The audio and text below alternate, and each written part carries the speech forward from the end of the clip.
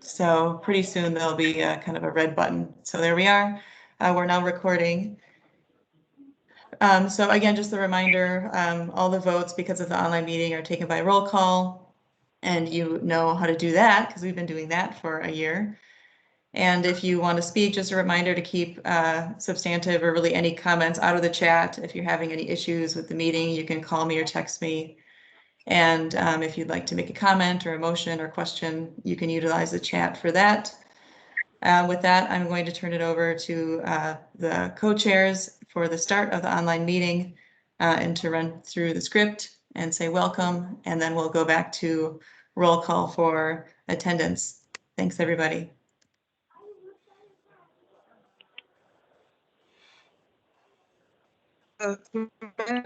Co-chair of the UHT CBC. Before we begin, I'd like to note that this meeting includes the remote participation of members as authorized under Minnesota Statute Section 13D.021.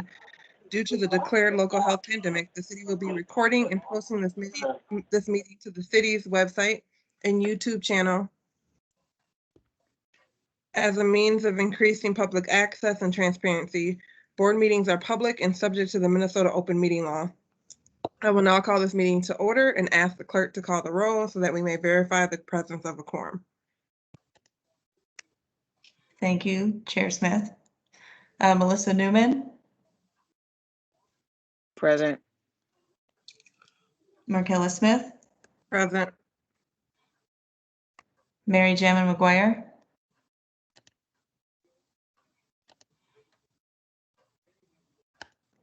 Britt Howell. Present. And I had mentioned that Grace Rude is not able to join us tonight. Is Tanessa Green on yet?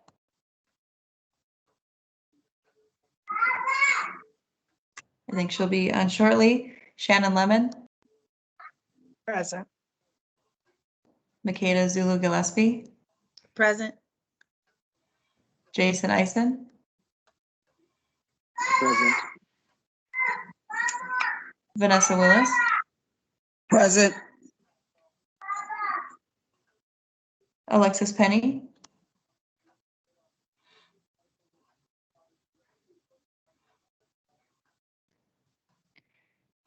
Bill English. Present. Courtney Schroeder. Present.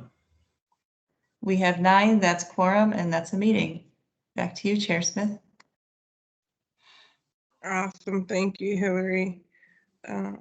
With that, we will proceed to our agenda, a copy of which was posted for public access to the city's legislative. I gotta slow down. To the city's legislative information management system, which is available at lims.minneapolismn.gov. And with that, we will proceed to our agenda. Just wanted to note really quick, it looks like Tanessa has joined. Good evening, Tanessa. Hi, everybody. Good evening. We just called roll, so we're just getting started. Okay. And Hillary, Alexis texted me that he's going to be joining, but late. Thank you, Joanna.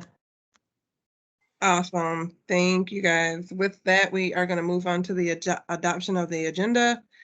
If there are any adjustments that need to be made, I say let's get them on let's get them said now. I actually want to make one adjustment to the agenda, is that after we talk about the unfinished business, which is the music venue ownership discussion, we move Eric's city update to after that, because his update always seems to get cut off and he usually has very important information. So I just want to make sure that we get that full spill from Eric and it doesn't get cut off at the end of the meeting. So moved. Thank you. Second. Second that. I would like to add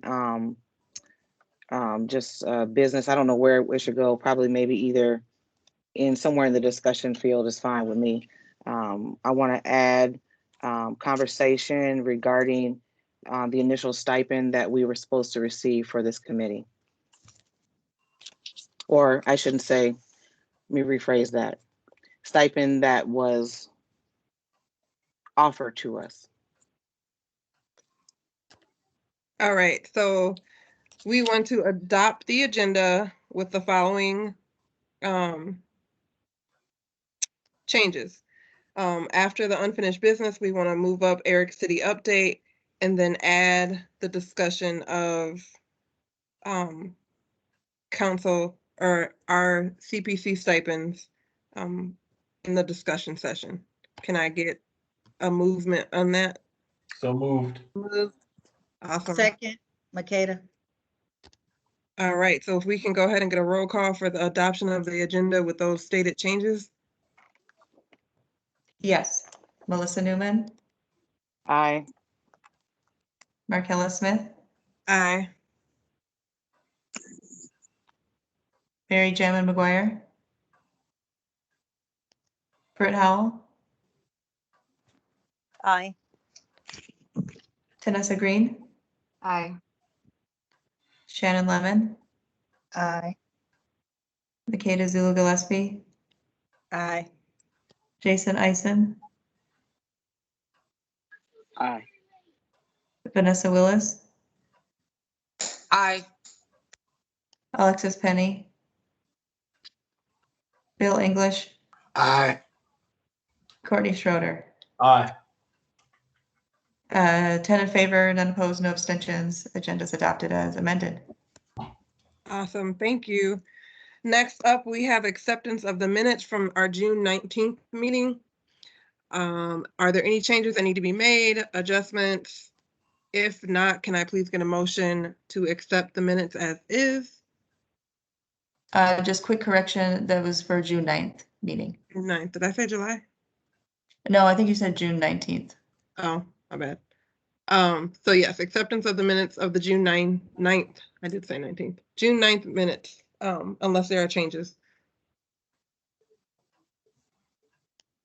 Any objections to accepting the minutes as is? Awesome, if I can get a motion to go ahead and accept these and then a roll. So moved. Second. Thank you. Roll, please. Melissa Newman, Abstain. I haven't had an opportunity to review. thank you. Markella Smith, Aye. Britt Howell,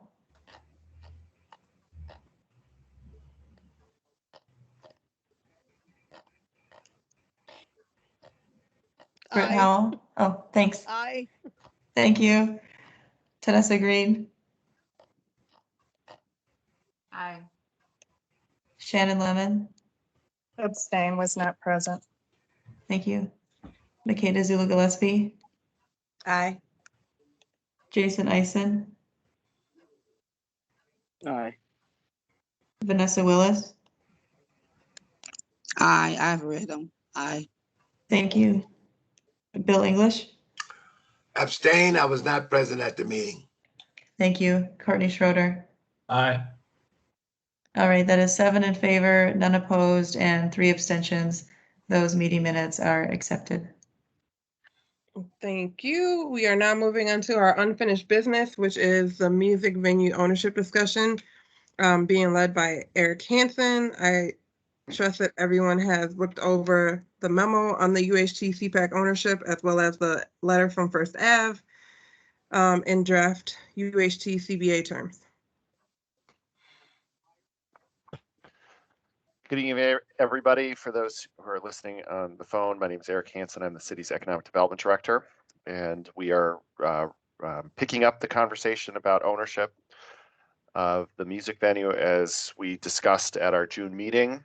We've learned over the spring that the rules around state bonding have changed, and it is now possible for the city to own the facility and keep the land and facility in public ownership into perpetuity. Because at the end of the useful life of the venue, which is somewhere between 62 and 63 years, the city could make a decision with the community about what to do with it and wouldn't have to operate under the old rules, we would have to operate a music facility forever and ever and ever. And so now the state has told us You just have to do it for those 62 and a half years, which is the useful life plus 25% of the facility. And so we discussed that at the last meeting, and there were some questions and some interest by this committee to just consider the options, and the options between the two are having First Avenue and a community entity own the property. That property would then be leased over to the city for that 62.5 years, and we would operate it or be responsible to operate it. And then we would get an operator that would be First Avenue. And then after 62 and a half years, the city would then basically leave that arrangement, and the community entity and First Avenue would own the property, and then they would make decisions on what to do with the facility. The city-owned option, the city would still have to have that obligation to maintain and operate a music facility for 62.5 years. We would work with First Avenue to be that operator. They'd have a use agreement. That use agreement would go for about half that life, and so about just a little over 30, and then we would do another one after that, and it's open for a discussion, around 28 years with our successors here in this committee, and so that's where we're sitting. And the committee wanted to think a little bit more. We prepared a memorandum from June that with my name on it, but Hillary wrote most of it. And I know there's a couple more documents from First Avenue, and Dana Frank's on the line, so I'd like her to talk about the two things that she's prepared, and then open it up for some discussion and see. We want basically from the committee, a recommendation on which ownership structure you think is the best ownership structure to pursue. So we'd look for a recommendation so that we can reflect that in the final coordinated plan. So with that, Dana, are you on the line? Hey everyone, sorry, I would be on camera, but my power went out, so I have no Wi-Fi. But yeah, so, in our minds, when we heard about this new option from the city, it was, for the full city ownership, it was really like what we would have wanted had we known this option had been available in the beginning, and really solved a lot of problems, namely the, what we heard through engagement, that there not be private ownership of the land on the river, that it remain within the public domain. And also just, it doesn't, really affect the community entities' power, control, influence, and their oversight. It would be on the operations and would leave the land consistent with how the land of the other parcels are. So it makes it, a more cohesive project, and, ensures that the land remains in the public domain in perpetuity. So those are just, the comments. I tried to express that in the document, but obviously happy to answer any questions and address any concerns.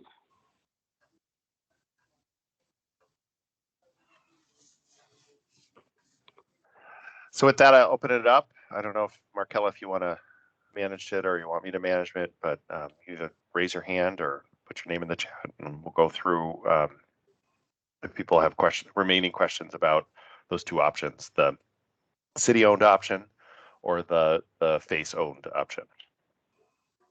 Right. All right, go ahead, Mr. English.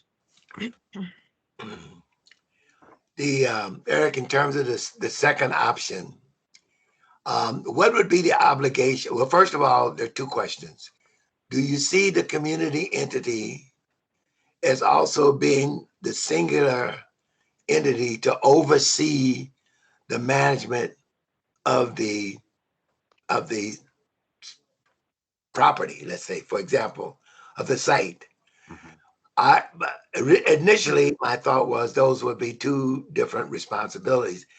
Experience in overseeing managing the day-to-day operations of a development that size requires considerable experience, where a community entity, in terms of recipient and disbursement of funding to benefit Northside residents, is a separate and distinct responsibility that many organizations could qualify for. So the question is that option available under the second option, given the city would own the land, take responsibility with considerable experience in option one, and still allow community entity to disperse funds for other, to benefit the Minneapolis North Side residents. Yeah. So essentially, Bill, to answer your question, and just to be clear, I don't know, I didn't propose these in option ones, and I kind of went back and forth. So I think the first option you're talking about, the city-owned option, or is option one the First Avenue and community entity option? No, option one was the city-owned option. Okay. In my mind, at least that's the way I saw it. It's the way I jotted it down. I could be wrong. Okay.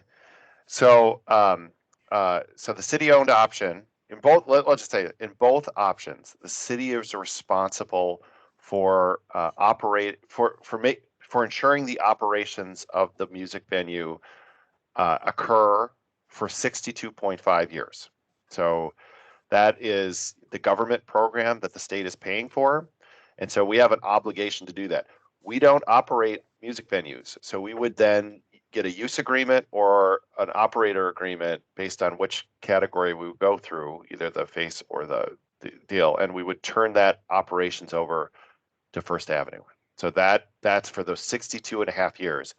Property management, property investments would be at the under the purview of the of First Avenue with the city, approving it. But we're looking at the expertise of somebody operating this music venue to know when to upgrade the sound system, to make sure that they're making capital improvements, to make sure that the lighting works, make sure that the point of sale, the ticketing is working, and all those sort of things that go into operating a venue are occurring.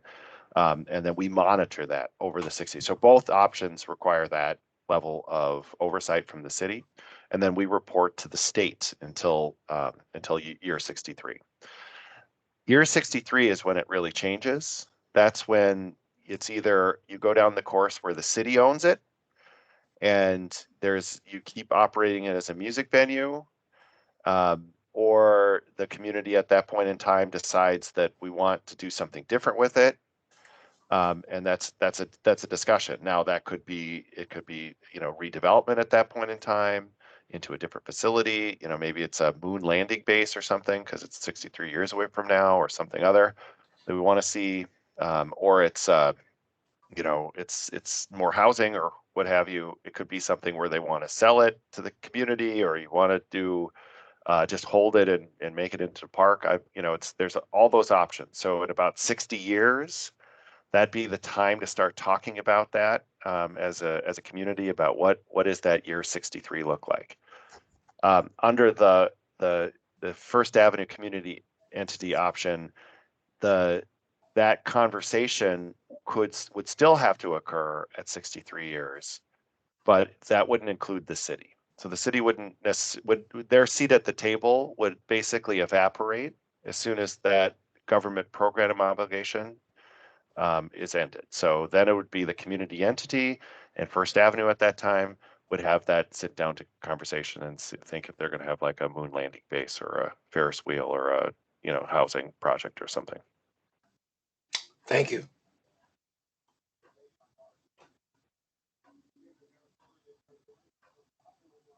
Does anyone else on the committee have any questions?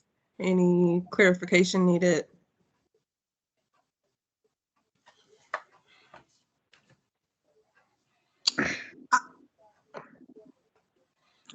Anybody got their hand up? I got my hand up.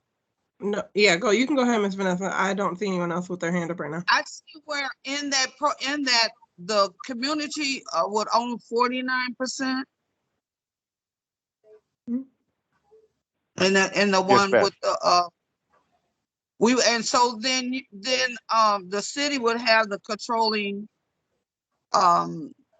percentage. They would have 51% and we'd have 49%. So could the city just straight out just say we got the controlling stock in this, and we can decide what to do with the vineyard, and the community really wouldn't have a big voice? Yeah. So in the 49% is when it's a relationship between First Avenue and the community entity. If the city owns it, the city owns it. It's 100%.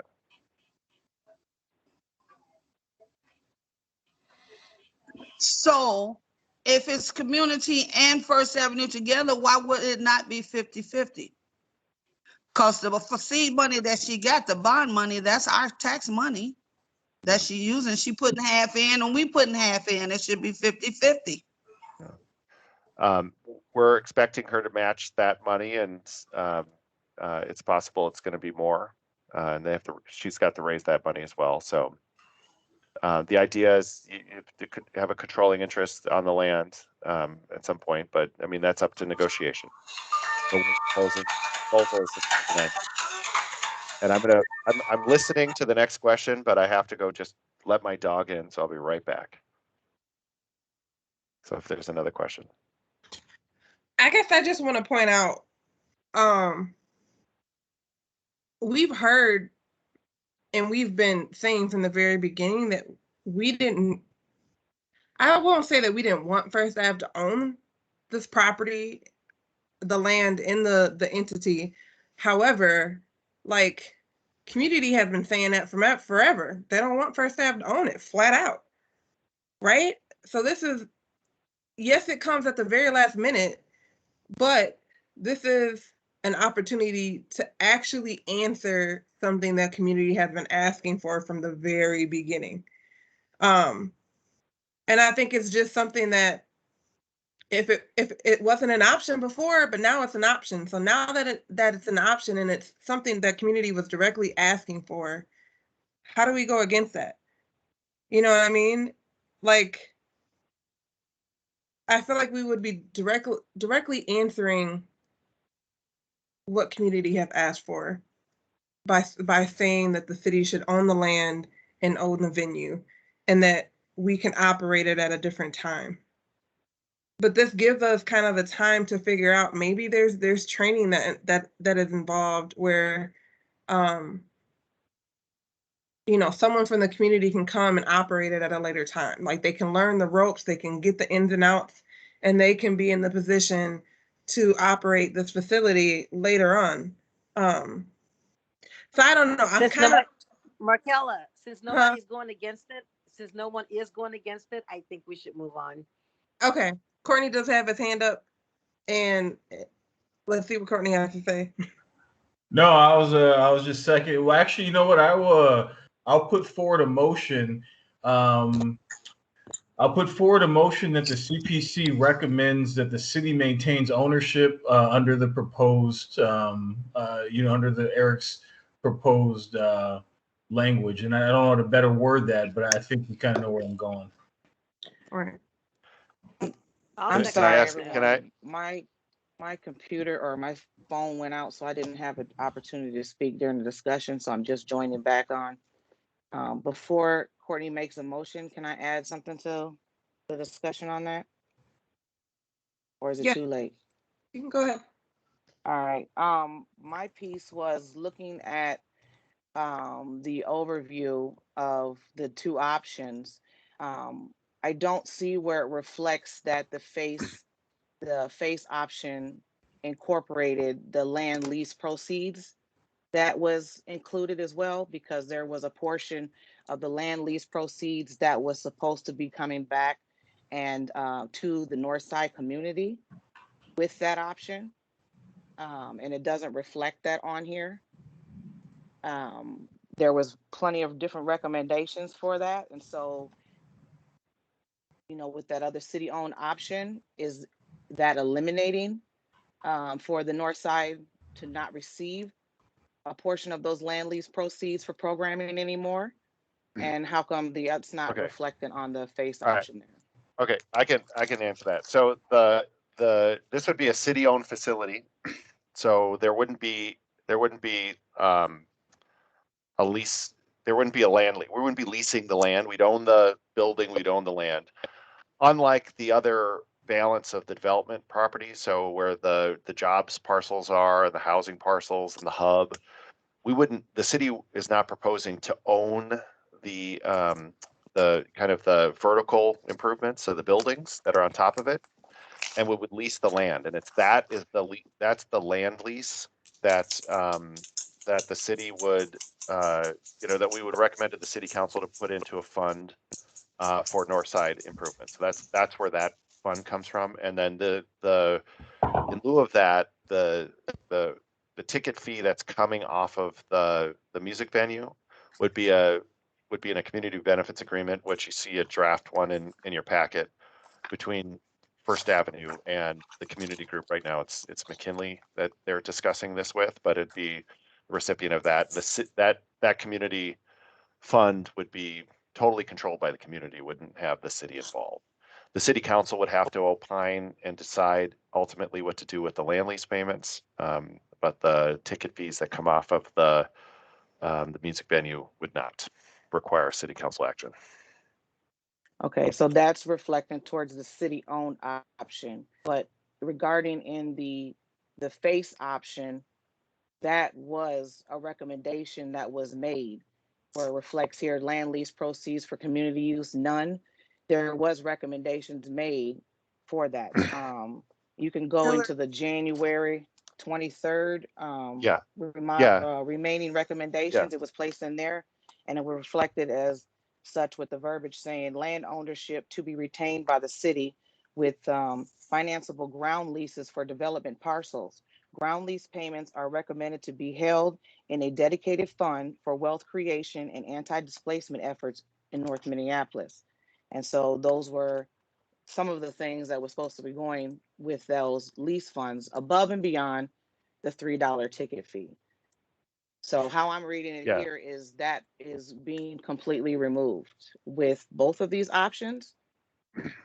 Well, and Melissa, I just want to say the rules that are governed by land leases is basically it's with the bonding.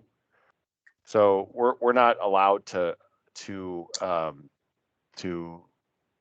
collect land lease payments. We are after that bond payment is done, so we can do it in 63 year. On the 64th year we can do it, but until we have that encumbrance from the state of Minnesota, we're not allowed to do that. So that's why you see that. But in as a way to still create some funding for the community, you see that ability to get the ticket fee off the community benefits agreement. So in the face ownership option, the community entity as well as First Avenue is not owning the building, and the city is not leasing that land to be able to recoup lease payment from the city would own the land building. Basically we get a gift from First Avenue of the funding to construct it, and we can construct it, and then we would put a use agreement, and First Avenue would operate on behalf of the city. So it would be a city facility like a fire station or the Target Center, a little different financing mechanism. Target Center is something that the city financed, and that's more complicated. With the state funds, state bond funds, it's more straightforward, but it would be a city facility, like like City Hall or Public Service Center or that sort of thing. And then, but since we know how to operate an office building for our, fire station or for the government services, we operate that. But for this facility, we would get an operator because we do not do music venues. And then we would require that. And so for the first 30 years, because we're requiring First Avenue to bring a bulk of the money, we would give them that first half of the useful life and be able to operate it and maintain it and keep it, moving. And then after that, period of time, we'll talk about who would, take it over after 30 years, whether it's still with First Avenue or if it's some other entity that might want to operate the facility. No, I hear what you're saying regarding the city-owned option, but I'm trying to get back to what we initially had agreed and voted on. That was the face option. And in that particular option, First Avenue and the CPC or the community entity were in partnership or ownership with the venue. And with that, the they were leasing, First Avenue was leasing the land. So No, it's the other way around. Then the face option, First Avenue owns the land and then they turn it over to the city. The city doesn't pay for that. That's how it works. And there's no So where lease. were the ground lease payments coming from? I guess is what. The ground lease payments come from all the from parcels 1 and 4 and 5 and 6 and 7. And those are the apartment and The apartments, the okay. hub, So yeah. it has nothing to do with the music venue is what I want to get to. That's Okay. right. Yeah, financially, nothing changes for the community entity between the city-owned land property or the face property. You know, the face structure was put together to solve the problem that the city couldn't own it as a way to not have the land go into private ownership. Right. But nothing financially changes for the community entity at all. Okay. Yeah, because the community the city would continue to own the land, but First Avenue would own and control the building. Yeah, they wouldn't under own it. a use agreement. They'd be like our tenant, and they'd be operating for us. Okay, that's how it would be. I think we got our answer. Ground lease payments are not affected. Mr. English had a question. Councilmember Cunningham, no question. Before you cut me off on that, I would like this particular motion to reflect what is it going to, because it says none. Land lease proceeds for community use is none. And if it is going to, a portion is going to represent it as other documents and other recommendations we have had in January and December and such and so forth, it should reflect in there. Miss Melissa, this is Joanna. If I could just offer something. So the coordinated plan that we have been working through always showed that the ground lease payments were only for the development parcels, that the parcel 3 and parcel 2 were the 2 parcels that were going to be sold. So the park board was going to own their parcel and the venue was going to own their parcel, the face structure, the First Avenue plus community entity. So it was just never in the ground lease payments were not part of the venue conversation. So I can find the piece of the coordinated plan quick and find that page. Councilmember Cunningham, you have a comment, so if you want to go ahead. Yeah, thanks. Hi, everybody. I wanted to just get some clarification from Eric around is this saying for the first 30 years then that First Avenue would be responsible for maintaining the building as well? Or would the city be responsible for building? Well, the city is ultimately responsible, but we would have, we're ultimately responsible because we're owner and we have to deliver the government program. But the use agreement, we would have First Avenue maintain and operate the building for those 30 years. So I hate to be nuanced because it's a difficult subject, but we would have First Avenue be responsible to make sure that operates as a high class or first rate music venue so that we can meet the state obligation. I use similar, like the Guthrie Theater, for example, has bonds, and we make sure that they have, they have a capital reserve, which means they have money set aside to, improve the stage setting or the side of the building or the windows or the heating system. We would do the same thing with First Avenue. That would be their requirement over the 30 years of the use agreement. And then also the subsequent 30 years or so whoever that operator would have that obligation. So when they're looking at revenue and income into the building, they would have to take that into account. So it's not the city would have to come in. There's this argument made about the Target Center, and the challenge with the Target Center is the city used a tax-free bond, non-taxable bonds originally to buy the property, which has a bunch of restrictions on it. And so it's hard for the city to maintain. The city had to maintain it. They had to find funding, and so we've converted that financing so that city has a little bit more options. But this is a different structure. The city of Minneapolis is not expected to put in maintenance and operations funding into this facility during the 62.5 years.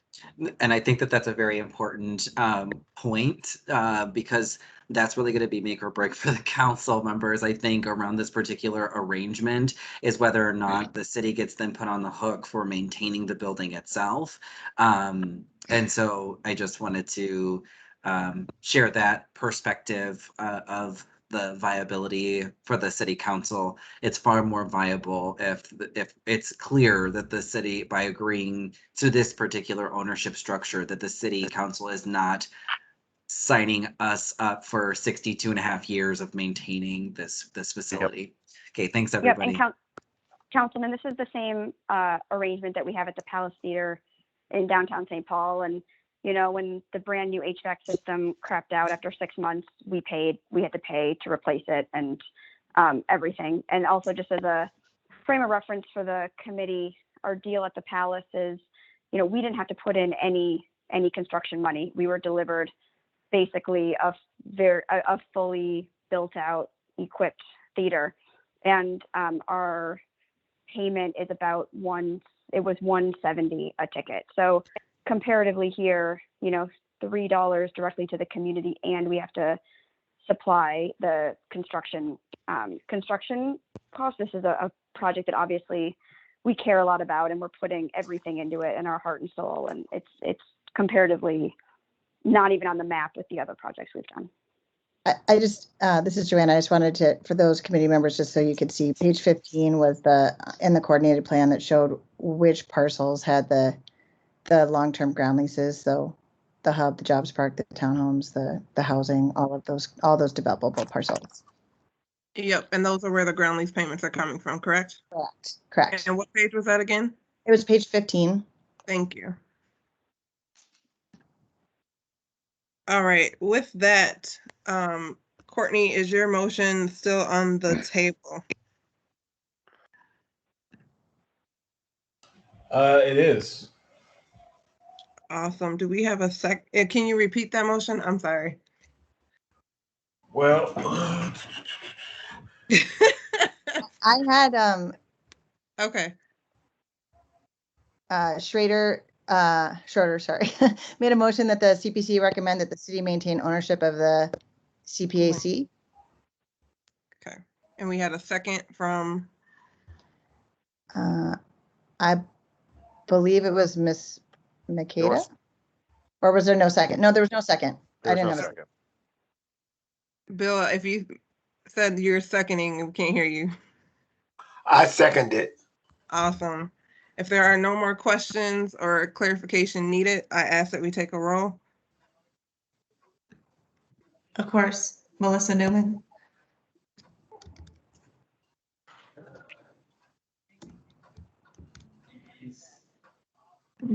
I'm going to abstain. Okay, thank you. Markella Smith. Aye. I'm just gonna call out for Mary Gemma McGuire quick in case she's joined. Britt Howell. Aye. Tanessa Green.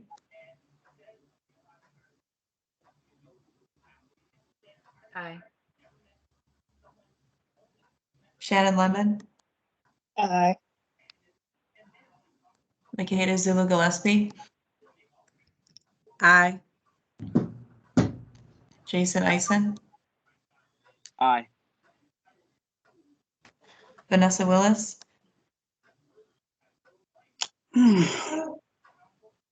Aye. Is Alexis Penny on the call? Moving on to Bill English. Aye. Aye. Thank you. And Courtney Schroeder. aye. That is 9 in favor, none opposed, and 1 abstention. That motion passes. Thank you. All right, with that, we move on to the project and draft coordinated plan updates, which is presented by Hillary and Brandon. And documents that go with that is the UHT project and coordinated plan update presentation and the UHT coordinated plan draft. Excuse me, Chair. Madam Yeah. Chair. I think we rearranged the agenda to have Eric jump in. Oh, yes, we did. I'm sorry. Go ahead. I'm sorry. So this would be the new, sorry, this is Hillary. The new agenda item number 5 is city update. Yeah. And then, yep, Okay. and then what you just read would be agenda item number, sorry, 6. yep, go ahead. Thanks, Eric. You're on mute. Okay, sorry. Yep, you know, I have to tell my daughter that the dog has been fed. So, all right. So I've got 2 items, and then if you've got questions, 2 big ones just to update you on.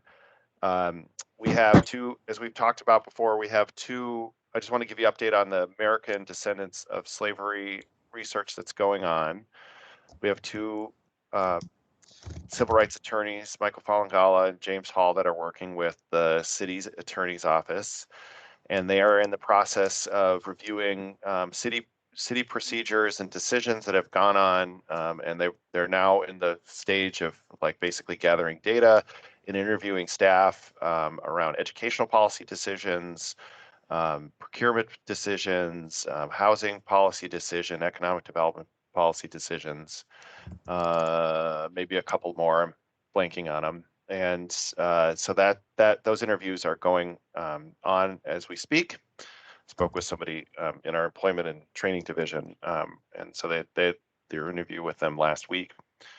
That will be the base of some findings. We were hopeful to hear those at the end of the summer, maybe end of August, early September, to see where we're sit as far as a city and how the city's active decisions have contributed to the racial disparities that we see in the community, and from there, what the next steps would be. And so we're also working with the Roy Wilkins Center at the University of Minnesota, led by Dr. Samuel Myers. And I want to, again, always thank Makeda Zulu Gillespie for continuing to keep us together about what that next phase would be around establishing race-based policies in the city. I do want to, as an aside, I do want to say that we have been asking when we ask for federal government money around economic development and housing supports, we're asking them to compel us to have a race-based policy, considering their policies, procedures, and actions over the past have created a number of these things, and we're through our advice from the Roy Wilkins Center and from our civil rights attorneys, if the federal government compels us, we can in fact do it without having findings. So we're hopeful when we ask for federal money through some earmarks or some other programs specifically, we're asking them to compel us to do that. So we'll see how that goes. So just wanted to give you an update that is moving forward. And then the second thing I wanted to raise your attention to is the City Council approved the first phase of the American Rescue Plan Act. The City of Minneapolis is going to receive around $271 million to help people in Minneapolis recover from COVID impacts, either through housing supports or homelessness or public health supports or economic development supports. And in the first round of about $100 million, and I know Councilmember Cunningham's on the call, so he can opine about the conversation with the council.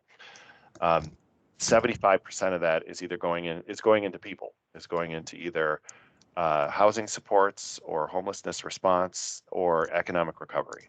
And about $30 million is going into our programs around housing stability or housing instability and rent supports and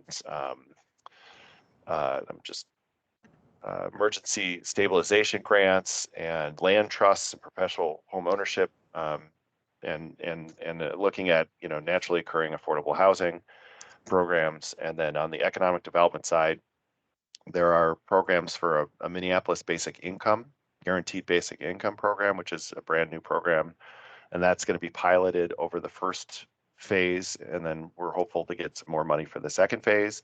So that would be a $500 per month stipend to about 200 families that are at 50% of the area median income or below. And we all are area median income experts here. That's about the median income of the north side. So there's some funding that's going on there, but then there's a number of other strategies to help businesses get technical assistance or get access to capital to buy buildings or to just get some forgivable loans or grants. And so those things will be rolling out over the next months. It's going to take a while to get some of these things rolling. Some of the service providers that we're working with, either through our employment training service providers or our business technical assistance providers, will get some funding probably sooner because they can continue on the programs that they have. So we'll be able to serve more people. But those other programs around grants and access to capital, those things will come out take a little bit of time to get program guidelines to the city council. But if you haven't had a chance to look at that, it's the first of 2 phases. So there's still about 2/3 of the money left to appropriate, and the city council will do that through its budget process at the end of the year. And we can continue to ask for funding from the city council and the mayor to support people in Minneapolis. So with that, I'll stop and ask if there's any questions about things that you want me to talk about. All right, opening up the floor to questions. Anyone have any questions? Need any clarification from Eric? Or Councilmember Cunningham, since he's on the call.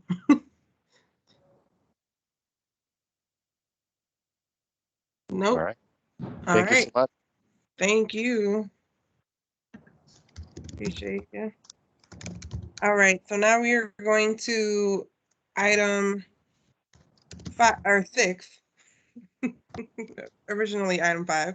Item 6, project and draft coordinated plan update with Hillary and Brandon. Again, it's the plan update presentation and the updated UHC coordinated plan draft from July.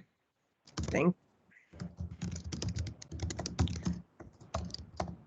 you. Sorry, I'm just going to get the camera on. Hello, everybody, because I know that's what you want to see. Okay, so we have a presentation which was in the meeting packet.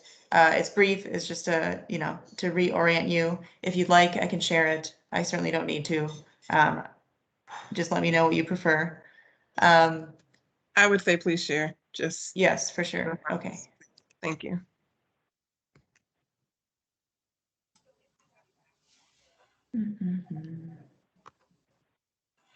Okay, that looks okay? Yes, sorry. Okay, sorry. Here was the title page. Sorry, I was already on page 2. I believe at the January 27th meeting, so we met, January 27th, and then we didn't meet again until June 9th. So this was part of a January 27th meeting update to show where we are in the overall process related to, of course, the eventual coordinated plan, final draft coordinated plan going to council for consideration for approval. As you recall, that was in the draft coordinated plan from February, was in front of the Biz Committee of Council for an update presentation, and it didn't go to council for approval at that time. And as you can see, kind of this orange color in the middle of the screen, step 5, let's say, it says step 5, but it's just, any number of steps. But where we are right now is in the middle, as you know from our June meeting, that the AUAR, the environmental review, is underway and being completed. And the final draft will be then continuing its way through the process. And if you have questions about that, you can reach out to me or Hillary Dvorak or refer back to the presentation from June. But again, this is to give you an appreciation or, again, orientation to where we are at this point. And once this committee recommends the final draft coordinated plan onto City Council, that it would be going to City Council for approval not until later in the fall. As you recall, the update presentation at Biz Committee in February, again, was an update and more of it was a receive and file. And then we aren't taking any actions on this project is related to the draft coordinated plan until the environmental review is complete. So that's why we're meeting now to discuss kind of the draft changes, the changes to the draft plan, with the understanding that when the committee makes its recommendation, we don't anticipate further committee business, since the scope of the committee, the purpose of the committee was to arrive at a draft coordinated plan at council that the city council would then approve. Also, as we've discussed, the committee would not officially sunset until the city council approves the plan, but we don't anticipate regular meetings or even necessarily any meetings during the summer and fall prior to council. We can talk a little more about that as needed, but just to say that it doesn't mean that I wouldn't be communicating with you or that there wouldn't be updates, but regular committee meetings is not what we're planning for this summer. We certainly had a lot of that last summer, and you've done so much work over the past year. I really can't believe it. So project implementation, this you've also seen before. This was part of that presentation to City Council. Again, to show not just the timeline for the draft coordinated plan, but what's happening with the rest of the project components this year. And so again, that is more informational and hopefully helpful for people to see. I would say, again, there's this asterisk as Brandon had presented at the last meeting, the selection, or I should say, sorry, the expression of interest for the community entity was released at early June. And so that's accessible through the project website. And so you'll see that as kind of an asterisk. And then the, the selection process related to that extends through or starts happening late in the summer, early fall.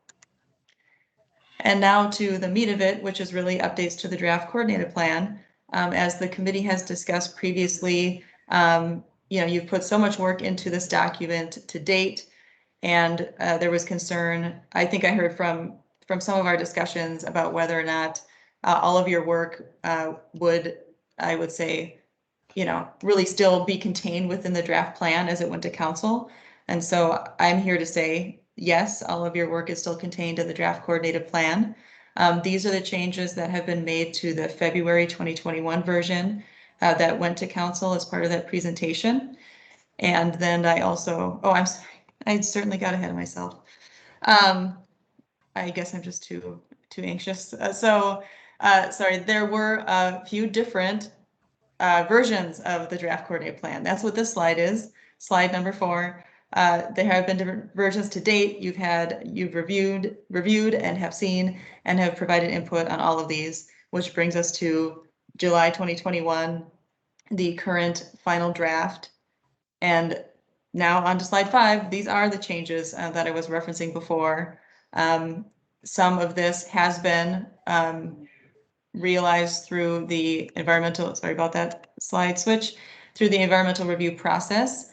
And so we've called out some of those. I would say, again, not necessarily substantive changes. It's been some updates to schedules and to timelines, and a little more information in the regional park plan section as a result of their process. And then some language, important language added to the summary of community benefits to better describe and better represent the benefits related to environmental justice and sustainability that are throughout the plan. So that's on page 14, summary of community benefits. And then below you'll see potential updates, and that was pending UHT CPC recommendation on the ownership structure for the music venue. So I had highlighted the references to CPAC ownership that was in the previous coordinated plan draft. It's still in the July coordinated plan draft that is out as the February version. Sorry if that's hard to follow. So basically the First Avenue plus community entity ownership structure. These are the places throughout the plan it's referenced or described. And so those are items that would need to be updated in light of the committee's recommendation tonight for the city to retain public ownership of the land, the parcel of land under the venue, and then also to assume ownership of the facility that is constructed.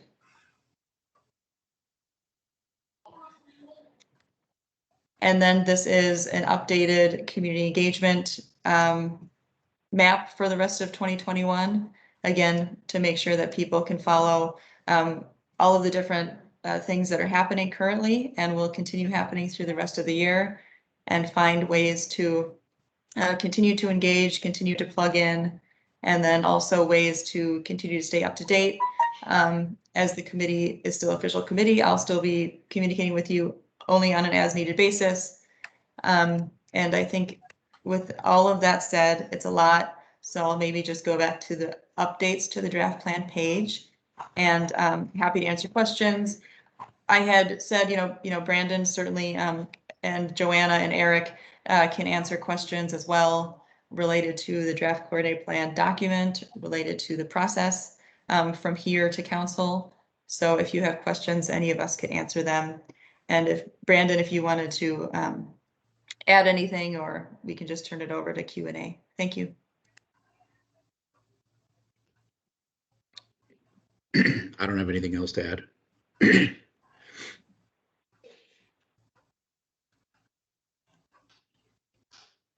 Could you go back to that first chart that you put up, where the orange was number 5? Yes, page 2. Yes. I'm gonna wait till you share it. I can see it. Can you see it? I can't see it yet. I thought she was gonna put it back up. She did. Okay, I see it now. Okay. I want to move to item 9 for a moment for Brandon and anyone else that can respond to the question, particularly the city council member Cunningham. Recently, the city has eased some restrictions from the Planning Commission. But having gone through that on several occasions, like any other persons involved in development, Minneapolis is a very tough city to deal with. One example would be the requirement for a bike rack in a senior housing facility, which was outrageous to us, but they insisted on that. The point I'm making here is, and the reason I'm raising this question, is you read that it says Planning Commission approval of site plan, exterior design of each building, and then approval of conditional use permit. That can be a long and engaged process, as my experience has been. So my question to you is, as the reduction in parking and other kind of led to some ease of restrictions in how the Planning Commission gets involved in minutia of a development project that sometimes slows it down, ending up adding additional costs. So that's the question that I'm raising, and it's just based on some recent experience.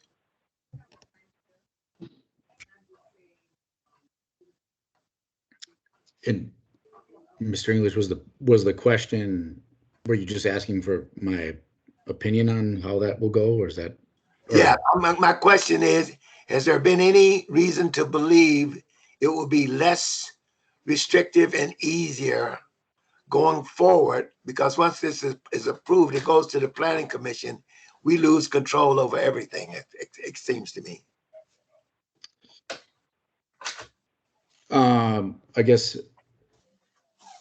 I would say my assessment there would be that this will be treated like every other project. I mean, I think, and we do have a long way to go on final design and getting all those details figured out. So I would certainly hope it would go smoother, but I think it'll, especially because it's a riverfront project, it's going to be viewed by a lot of people. I mean, I think there's going to be a lot of scrutiny of just about everything here. So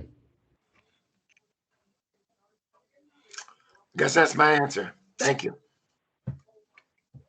Does anyone have anything else to add to that? I would say Eric or Councilmember Cunningham.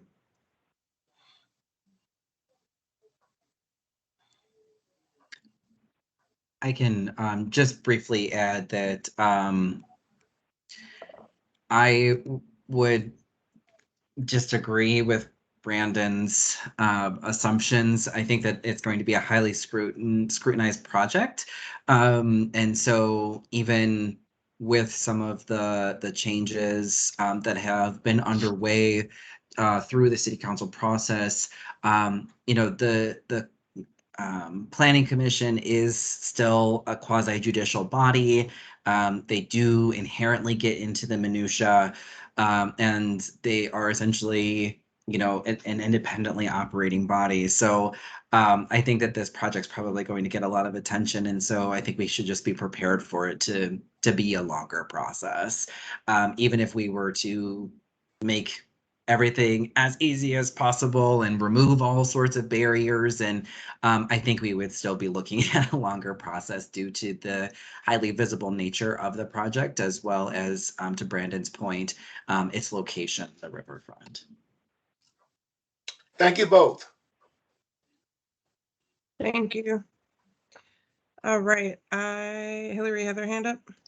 Very quickly, just to affirm that the development team and, the city project team includes Public Works and also our colleague Hillary Dvorak, who you know from speaking about the AUAR. Hillary works in development services in CPED, and so she works with the Planning Commission. So just to, understand that there are, conversations happening just around kind of early site plan, and there's a lot of coordination and communication happening in an effort to work out any issues ahead of time. So hopefully that's helpful to know. Yeah, that's a good point, Hillary. I should have pointed that out. We are trying to have as many of those conversations as we can now, especially as it relates to the coordination of the horizontal improvements. But we've got a long way to go as far as advancing the vertical design and everything yet. So Thank you. Ms. Shannon has her hand up. Yeah, I might have missed it. At what point is the most current draft, the July 21 version, available? Thanks, Shannon. That was in the meeting packet for this meeting, and then pending updates to the ownership structure, then the February 2021 version that's on the project website will be replaced with the updated July version. Yeah. I should also So- say, sorry, that the July version is on the project website on the CPC page in the meeting materials for tonight also. Okay. Well, so you're saying that on the project site, July, it is there? July is there. Yes, yep. So through the meeting agenda, the materials are hyperlinked. So if someone gets the agenda from LIMS through the city, it would go to that PDF. And then on the CPC, the UHG CPC page on the project website, I always also post all the individual PDFs. So it's downloadable there. And once we update those references to the ownership structure, then that version will replace the February 2021 version that's on the draft coordinated plan page on the project website. Very good. Okay.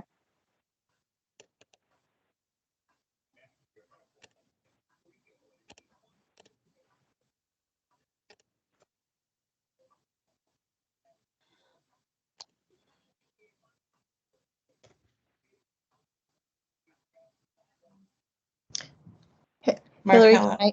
Oh, sorry. I was just gonna note one more thing. I think, and I think you mentioned this, but just to clarify, I think we also had anticipated that there might be a few minor non-substantive changes that will happen between this July one and the final one that will probably result, if there are any final changes to the public works budget for the infrastructure or modification to a timeline that just come up in the next couple months before, September, that we would like to those. Yes, thank you, Joanna. That is something I wanted to note and neglected to.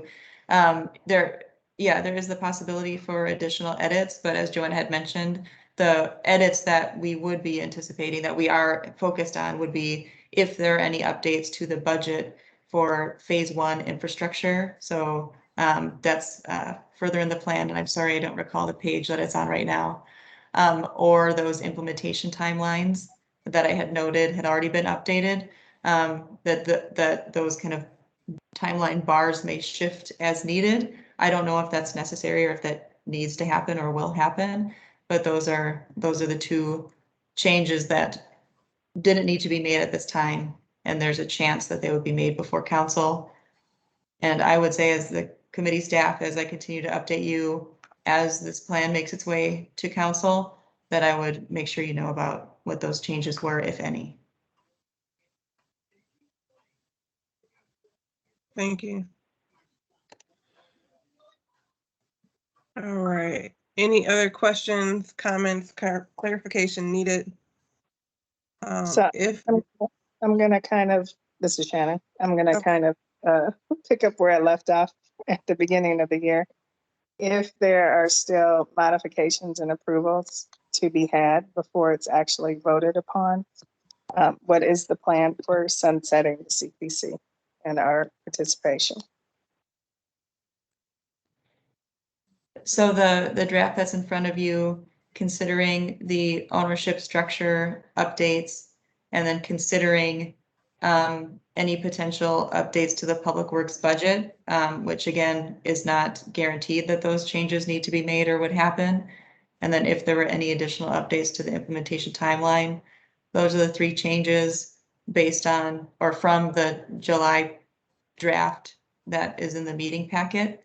And so if there were a recommendation from the committee to move forward that draft with those, pending those three changes, or in light of those three changes, I don't know if that's how you would say it, but that then the recommendation, from the committee to continue to move this plan onto council would be effectively the work of the committee, and then we would not plan on meeting again unless needed. But as we've discussed, I think and I won't speak for the committee or speak for all of you. I'm not sure that that's where the committee wanted to put their energy over the next few months. And since the draft plan is, I would say, 99.9% complete, pending those three changes I mentioned, two of which may not even need to occur, that this would be the end of the committee meeting, and then what you recommend forward to the council would be going on to council, pending the ownership structure changes as mentioned. Did that answer your question, Shannon? It did, thank you.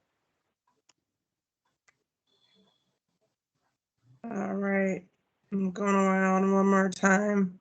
See if there's any other questions or clarification needed. And if not, I want to discuss how do we feel as a committee moving this coordinated plan draft with the addition to the motion we just made on ownership. How do we feel about moving it forward? And if we feel okay moving it forward, can we get a motion on the table to move that forward?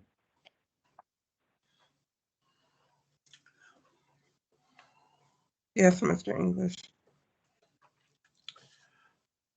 I don't know why I feel compelled to address this at this point, but I will. While I certainly appreciate the work of the committee and the work that's been done, and I'm fully ready and recognize at some point the work of the committee with sunset. I have no objection to that.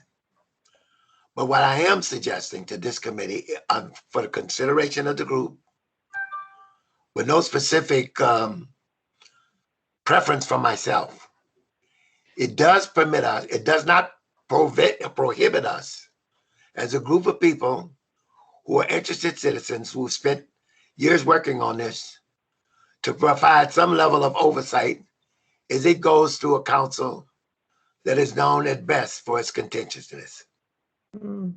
So I'm not ready to quit watching, so to speak, in that regard. And I would urge my colleagues on this to continue watching. And I think that's the spirit of, I won't speak for Ms. Lemons, but it was the spirit of that at least struck my spirit as something that we need to pay attention to. Because I am not forgot they're without some frenemies out there.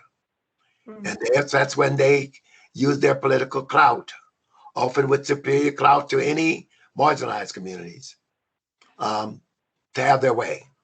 So I just think we need to pay attention. We need to continue to be alert and to lobby. And I would strongly urge us to stay in touch with each other by any means necessary. We all know each other. We all got our emails, addresses, and nothing prohibits us from meeting together as a group of interested citizens who've dealt much into this space and spent a lot of time, energies on it to stay alert, stay tuned, and be woke, as the common phrase is now. Thank you. Thank you, Mr. English. I would agree. I think we all Thank- have put a lot of work I into agree this, too.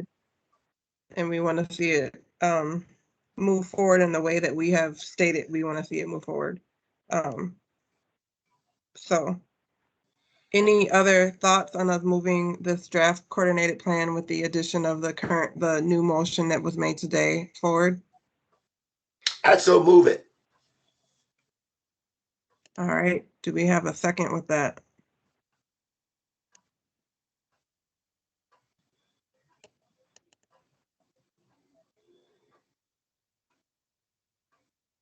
Second. Thank you. Is there any other discussion that needs to be had? If not, can we get a roll? Of course. Melissa Newman, I'm going to abstain because I abstained the initial motion. thank you. Markella Smith, Aye. Britt Howell, Aye. thank you for staying on. Tenessa Green,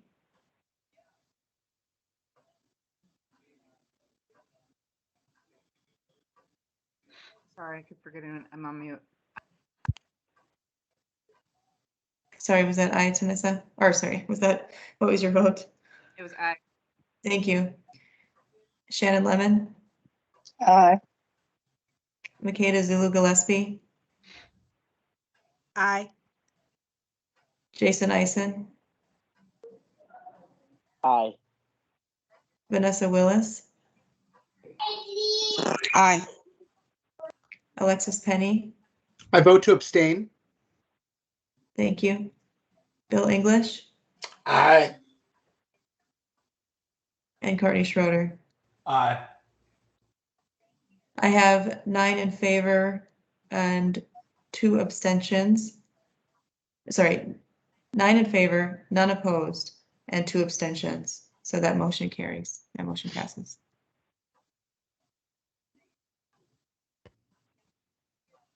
All right, my computer. I have to leave, you guys. Y'all be blessed. Thank you, Ms. Vanessa. That was amazing. So I just want folks to know that vote was a pretty big deal. So I just want to make sure that that doesn't go by. That was a pretty big deal vote. Congratulations, everyone. And I'm actually kind of Hey in guys, shock. I have to, Michaela, I have to go. I'm running Yep. behind. I just stayed on for the vote. But Thank you. Melissa, I give you permission to speak for me when you bring up that whole situation. Okay. Madam Chair. Bye. Madam Chair. Bye, Miss Britt. Thank you. Madam Chair. Thank you, Yes. Britt. English. I want to just, before everybody jumps off, I want to call this attention to note the missing of Sean Pierce. As most of us now know, Sean has resigned from the city, a position in the mayor's office, and she's no longer with us. Sean has contributed much to the work of this effort. She's been absolutely brilliant in terms of insisting that this community benefits and that people of color benefit. She's been the strongest ally in the mayor's office for diversity and inclusion. Her work will be missed, both as a community resident and a person that was considerably invested in the work of the Up Harbor Terminal redevelopment. She will be missed. I will pray for her family and her sick relatives and let this committee know that I want to go on record of expressing formally our appreciation for her service to this work, her service to the city, and the service to our community. Absolutely. Thank you for that. Yeah, that's important. Thank you. We still have one agenda item before we all hop off, because I know everyone's probably anxious to get off. We're done a little early. We got new business that Miss Melissa brought up. So Melissa, I'm gonna go ahead and give you the floor. All right, thank you. Yeah, thanks for informing of that, Bill. I didn't even know that. So, we've been missing Sean in our meetings for quite some time, but I know she's been kind of chimed in, but very silent in the background. I know she's done a lot of work in the background as well, so that's good. So I'll have to reach out to her personally, but thanks for letting me know.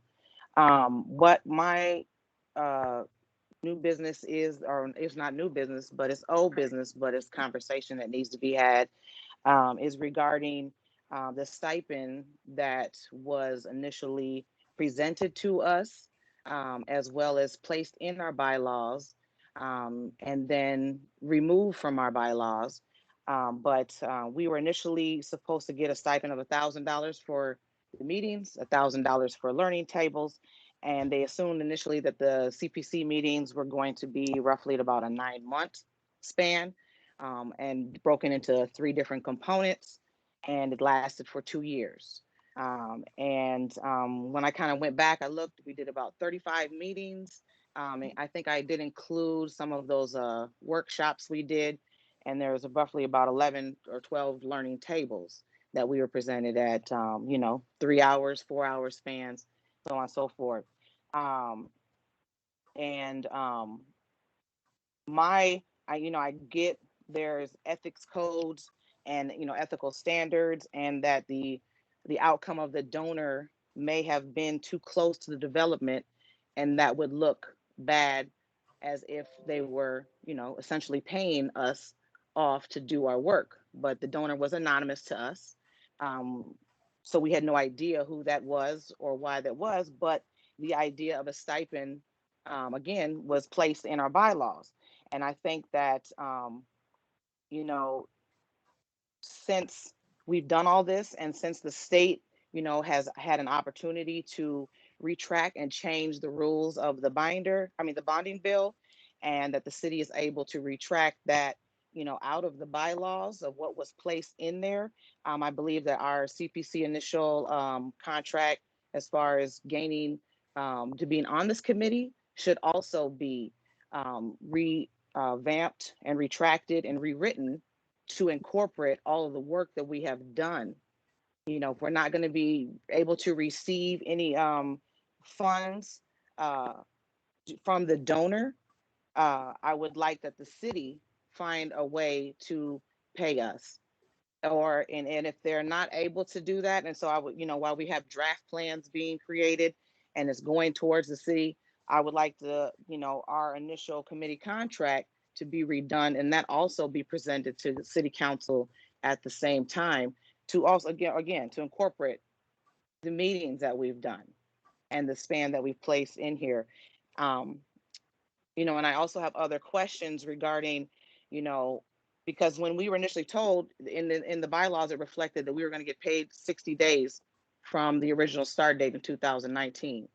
And then we were also told again in December of 2019 to be on the lookout, because somebody's going to communicate with us and send and give us and pay us for this. So at the same time, if this donor was known to be that close to the development project, and it was something that was potentially looking unethical against the city, then it shouldn't have been continued to be presented to us as such. And I just want to know also, like, where is the money currently located? Who houses that money right now at this time? With it being 2 years later, did it get returned back to this anonymous donor, or is it sitting in somebody else's account waiting for us to sunset and to be paid? So my thing is, when you look back at it, we had 15, 17,000 members. That's like 30 grand, 30 plus grand, if we were getting $2 grand a piece.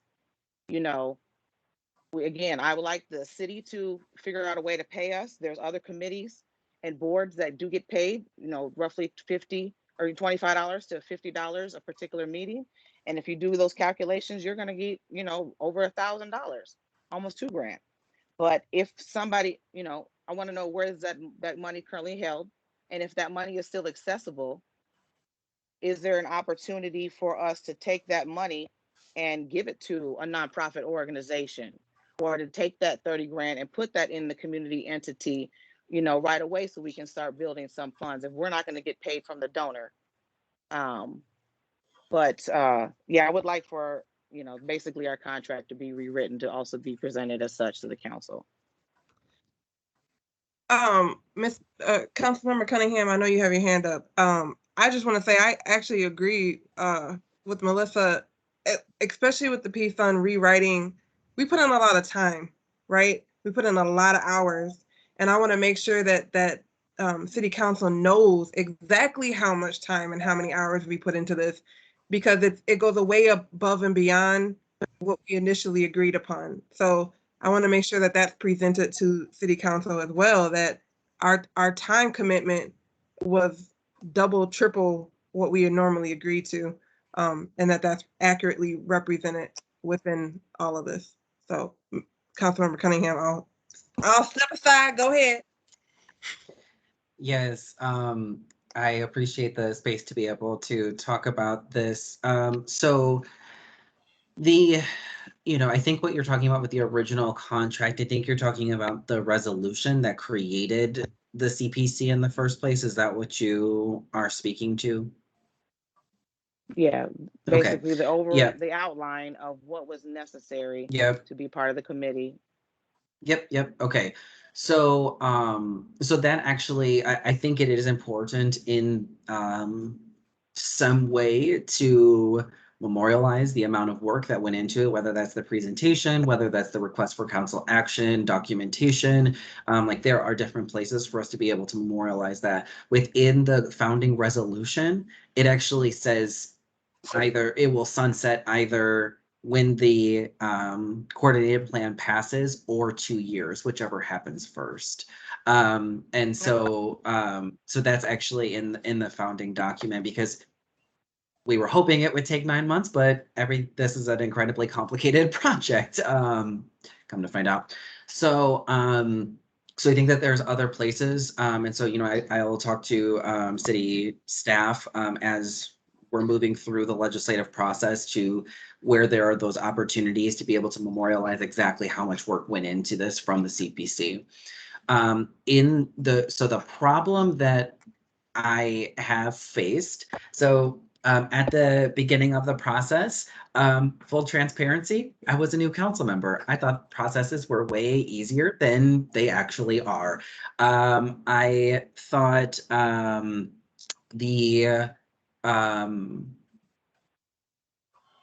I thought that the city could just accept a gift from the Minneapolis Foundation, and then we could pay stipends. No, we could not do that. One of the main problems actually is that in that founding resolution that exists, it says that okay, so let me finish this thought. That it says in there that that there is no compensation, like it says compensation none, and so I thought that didn't matter when I brought it forward, because I thought that the funding was going to be coming from an outside source and not the city, so I thought that wasn't a big deal. But that actually is a huge problem, because now it says in that document that CPC essentially can't be paid. I attempted about 1.5 years ago to bring forward an amendment, and as I was walking the halls, as we like to say in city council, as I was walking the halls, essentially I found out that nobody was going to support it, for us to change it so that the CPC could get funded. And what I got told was, well, if they get paid, then like my committee that it focuses on something in my ward should get paid. And I tried the process of explaining to folks like this isn't the same as that. But I was unable to get traction. In fact, I had colleagues actively whipping votes against amending this creative foundational resolution. So that was the latest barrier. I'll just say that according to conversations with the Minneapolis Foundation, once it became clear that the city was not going to be able to accept the grant to be able to fund pay CPC members, that donation was returned. So there, from my understanding, there's no fund that exists at this point. And so then at one point, then I had gone to the city's chief financial officer and had requested for him to find money to be able to pay that stipend. And then I found out that I can't do that because of this founding resolution. We also can't have outside agencies because the public policy project was very generous in offering to help cover the cost. That was when Sean had made the announcement of like, you guys, I figured it out. We're going to get stipends. Actually, it was going to be coming from the public policy project. They were going to very generously cover the stipends. However, we would still have to accept the gift, as the city council would still have to accept the gift. And then you all would be compensated, which is not allowed through the founding resolution. And so we ran right back into that same brick wall. So I have not been able to find this. This has been, for whatever reason, the one sticking point with my colleagues. My colleagues have been really supportive of all of the other aspects of Upper Harbor, but have been absolutely against in any way, shape, or form supporting stipends. And I have talked to them about the amount of time. I've talked about the hypocrisy around racial equity. So, you know, like I feel the same way, and I have been working behind the scenes for a couple of years and a few years now trying to resolve this issue. And so so that's essentially, you know, where we are.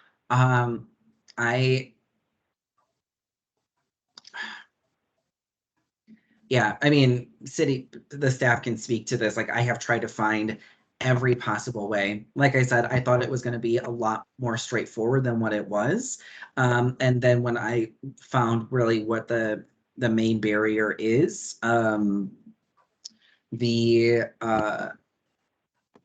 I got shut down. Now, with that being said, you all as a CPC can make a motion recommending that resolution is changed. And we can give it a try. I don't know. I'll let Eric speak to it, but I mean, you as a CPC do have the ability to make motions though. But yeah, Eric, if you want to jump in. Yeah, so just to reiterate some of the actions the council member has taken, I've been in some of the meetings where he has been pleading for some changes to city policy. The challenge is, for every CPC, there are dozens of other advisory boards that are not paid. And that's where it gets, you know, challenged for the legislative body of the city council and the mayor. It's how to pay everybody. And so the challenge is from the city is where to find the funding for that, and then have that policy discussion at the city council. And there's a number of other, you know, there's the Green Zone Task Force, there's a Housing Policy Task Force, there's the RECAC, there's the you know, a number of other committees that I just can't come to mind right now, but I think there's like a few dozen of them. And so that's what the challenge is. So just from a policymaker perspective, when you talk about, you know, $30,000, you multiply that by, you know, 30 or 40 different boards and commissions, and it gets complicated. And so that's the kind of the legislative hurdle I think the council member has run into. But it's not without his efforts to persuade his colleagues. But it's a very challenging topic at the city council right now, because we're talking about the time and effort you have put in, and others that are on boards and commissions. And the city council as a body just has not taken that up as an issue in their budget. And it has not taken that up as, you know, because and there's other, you know, there's philosophies about some of the council members believing that if you are paid, it might skew who decides to be on these committees. So it's not just the principle of how much it costs. There's also some perspectives about wanting, you know, community members to provide their advice without having the conflict of maybe being there only for the stipend. So it's very complicated, but I do want to mention that, you know, the council member has been tirelessly fighting for these stipends. Well, I want to say don't give up, but at the same token, if that can be retracted and incorporate the hours that we've placed in, and even compare the hours that we've put in and meetings that we've done over the same length of time as other committees, like, you know, the Public Housing Authority, they get $55 per meeting of a maximum of $5,000 a year. The sports facility authorization, they get $50 a meeting. The Southside Green Zone, it was reflected, if resources are available, they should be given. The Northside Green Zone, it reflects none. So that too, what's the difference between Southside and Northside? How come it can't reflect that as the same thing for the different green zones? But, you know, if it could be brought and created in that particular platform and compared to other committees, to show that when it was initially set and created, it was only a 9-month parameter. They thought it was going to be one and done, easy meetings, come in and out and be done with it.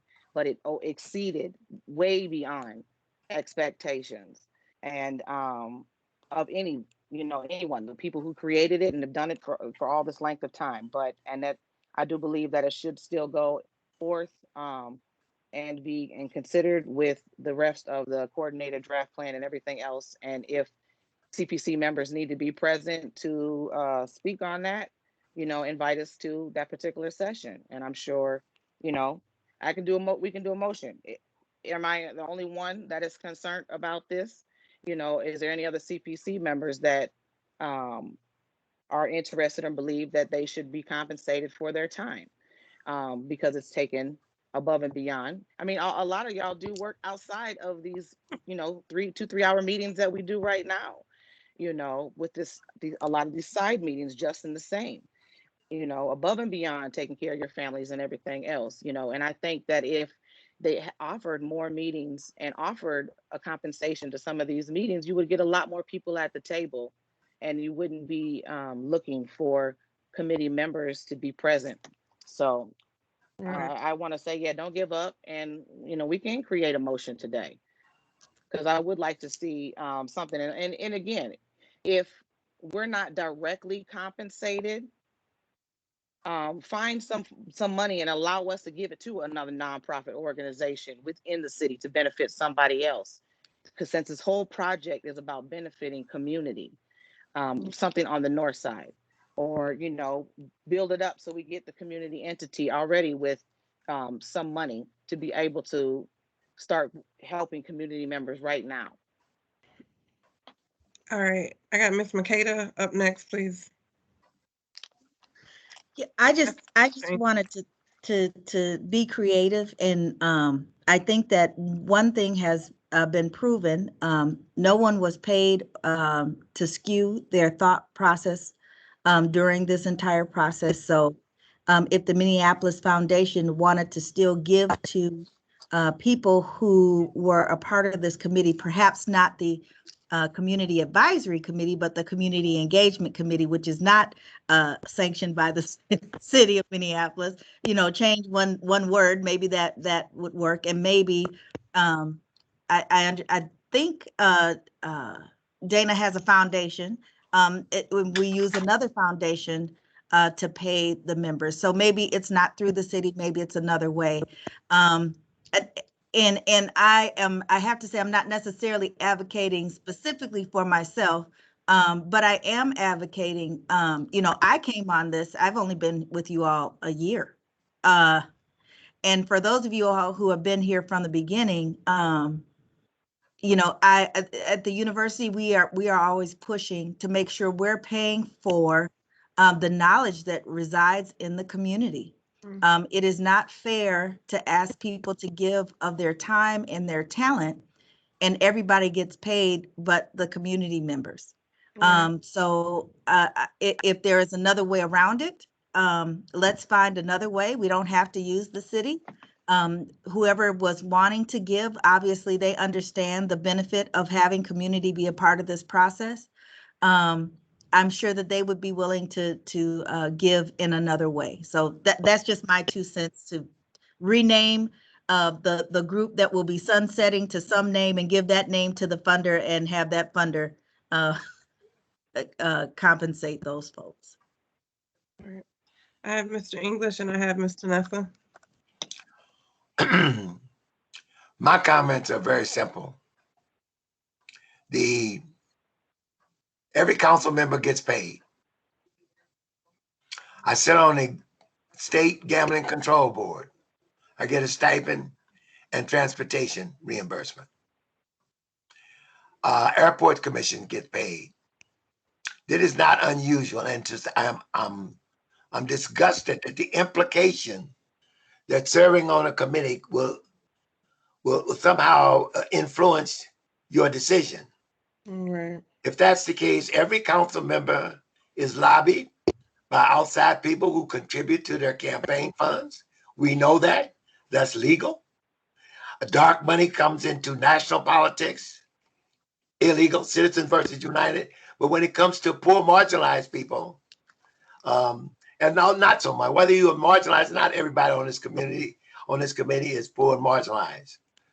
But to the extent, and some of them are. Some of you need money. Some of you need to. You've had to have your children with you, Markella, when you should have been able to pay a babysitter. We have paid people babysitting fees in other projects, such as the old Model Cities project and others in this city. We've done that, and I'm very much aware of it. So to ask people to sacrifice as much time as these people is ridiculous. And I don't expect anybody to do what we should do for ourselves. I expect Cunningham to support it because he brought it up, and we're not responsible for his naivete. And I know he meant well, and that's not meant to offend him. He tried to do his best, and we're appreciative of that. But we need to carry our own banner. When this goes for the council, they need to hear from us. And we need to call out to them the hypocrisy in what they're doing. And I don't care what they pay some other commission. It has nothing to do with this one. This one is for disparities that have existed through the city's negligence and disinvestment. It's very unique and different. It's been unique and different in its work and its challenges. So on that basis alone, I'm asking us to stand together in unity and approach the city council and support anything Cunningham wants to do and support him. And if not him, we speak for ourselves. We're quite capable of doing that because I want to see people on it. Mine, you can donate to my favorite charity. Right. I don't need mine. I don't necessarily want mine, but I want the opportunity to dictate where it goes. All right, Ms. Tanessa. I wanted to say to Councilmember Cunningham that I wish that we had known that that level of work was going on behind the scenes. I think that we could have supported you a long time ago. Because I personally am grateful that Melissa brought this up because it's always been something that didn't sit well with me about how it was handled and how it was made up front and it was reneged on. You know, anybody, I don't care how well you're doing, can use an extra $2,000 for their time. We have put forth an extraordinary amount of time. Not only that, but I think that the city should consider,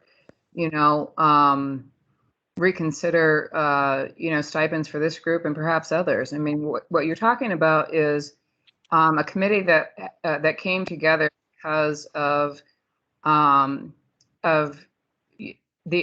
racist systems that have disenfranchised people of color for decades, for generations. And here we are as mostly people of color, not all, but mostly people of color that have been negatively impacted by these policies and these systems. And we're dedicating our time, and many of us are also fighting in our own struggles and to bring solutions to our community around other injustices and inequities. And we also have been doing this work under during an extraordinarily difficult time, when our community is also facing additional extraordinary challenges. So I don't think it should be a hard sell. I wish we'd known. We could have probably helped you sell it, or put pressure where pressure needs to be put on. But I think that, I'm at this point where I'm really getting frustrated with, people not being willing to do what is right and just because they don't want to stand behind the decisions and they don't want to stand up to other people who will oppose it. So what? So what? And so I agree with Melissa, and I think that we should support this as a committee. And I'm sorry that you had to fight alone for so long, Councilmember Cunningham. We appreciate the effort, but it's a commitment that should have been kept. And I don't think that we should have any problem justifying why. I'm sorry, I do have to go. I have a 7 o'clock. I wish that we could have maybe had this conversation earlier in the meeting. So my apologies. I didn't realize that we were going to go later than that. So I apologize, but I do have to go. It's an urgent meeting that I have to go to.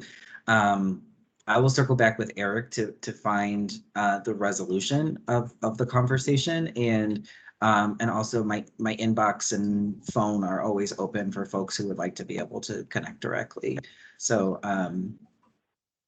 yeah, my apologies, I have to leave, but thank you, everyone, and thank you for the feedback. Yeah. Thank you, Philippe. I just want to say one thing. I guess if the donor is the Minneapolis Foundation, what is the connection that is close to the development? Because Minneapolis Foundation hasn't came up during our meetings. I know that they are, a well-known nonprofit in our neighborhood, but what is the connection with Upper Harbor Terminal? Miss Shannon has her hand up too. I don't know if Miss Shannon has the answer to that, but I want to give her a chance to speak as well. Oh no, don't have an answer. Can wait to get your answer.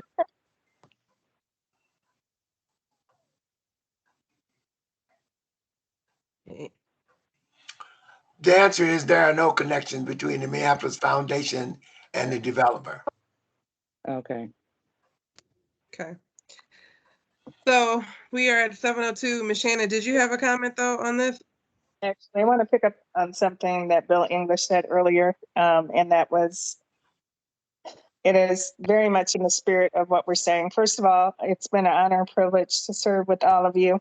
Have learned so much from each and every one of you, and we have come a long way together, and want to acknowledge the city and Brandon and Dana and the development team, but my cohorts on the committee, just for sticking in there and really fighting a great fight to try to make this as representative as possible.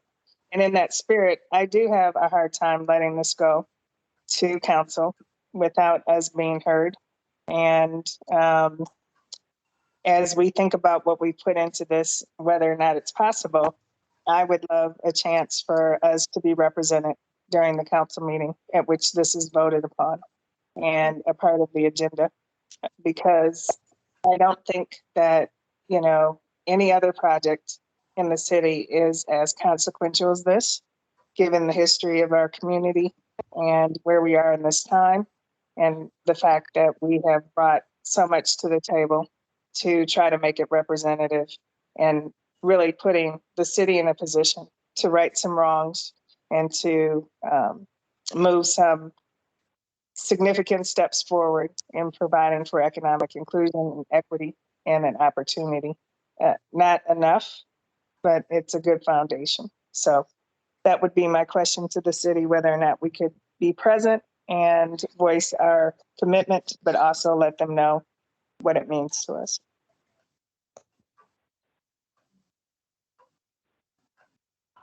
So I guess I just like to follow through with what Philippe had mentioned as far as us creating a motion to go forth and putting it in writing regarding the stipend and rewriting our initial contract to reflect the actual hours and the service that we've provided, and the length of time and the number of meetings and the span. It was greater than what it was initially assumed to have become. And you know, also incorporate in there too, you know, we as a people, we don't want to work for free. You know, we don't want to work for free. Almost it. Eric, I see your hand up. I just want to verify, do we have enough, do we have quorum to make a motion? Thanks, Markella. I was just making sure, and Alexis has dropped off during this conversation, it looks like.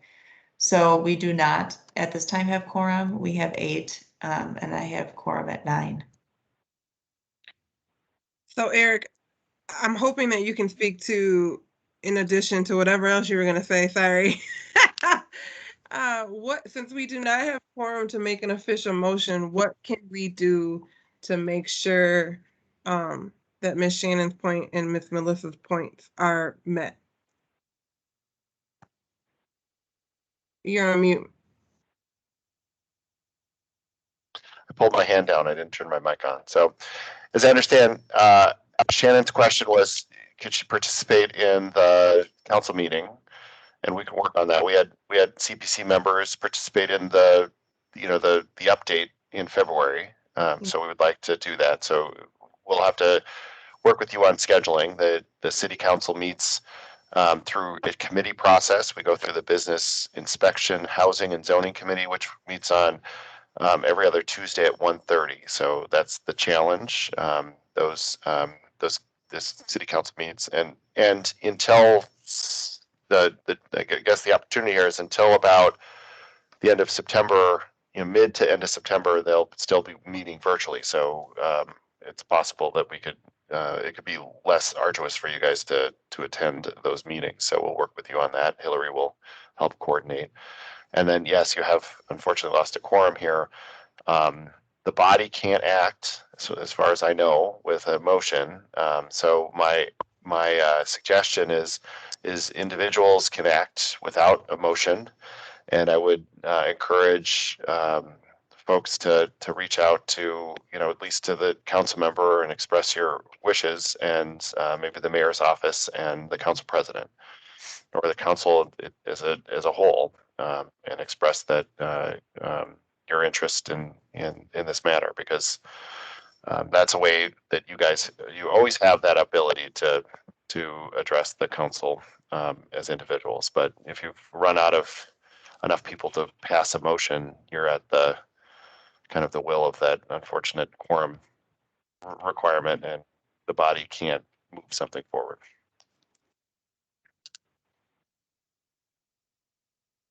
Of course, that would happen. All right, we have Miss Tanessa with her hand up.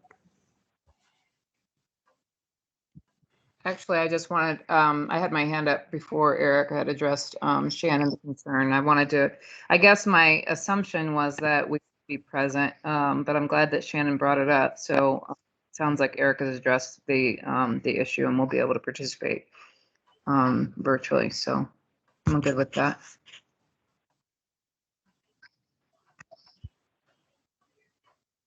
All right, and then Ms. McKay, go ahead. Well, I have put in the chat, Britt did say that Melissa could speak with her, so speak for her. So I'm curious, then wouldn't we still be a quorum? Would we have 9 then?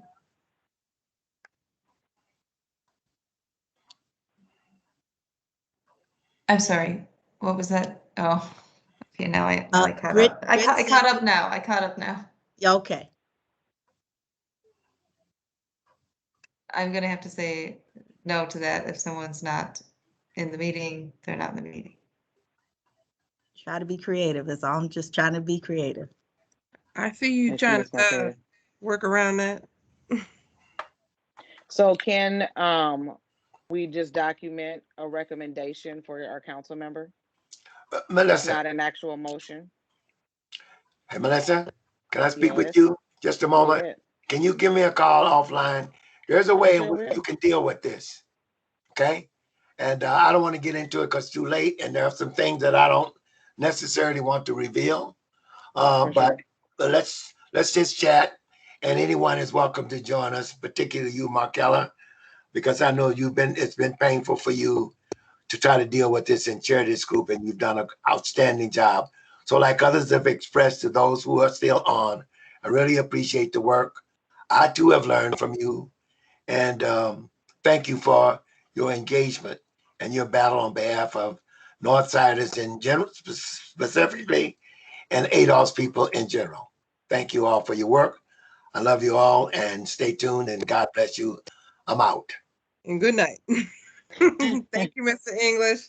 Yeah, we are at the end of our meeting, so. All right. Well, thank you, everybody. It's been a pleasure to serve with you all. And thank you, Markella, for your leadership. You've done a great job, and I will miss working with you guys, and I hope that we cross paths in the future. Thanks, you guys. Good job, Markella and Vanessa, and see y'all. See you. Thank you. Thank you, everyone. Thank you, everyone. You're amazing. Thank you very much. Thank you. Thank you, everybody. You'll be hearing from me. And Hillary.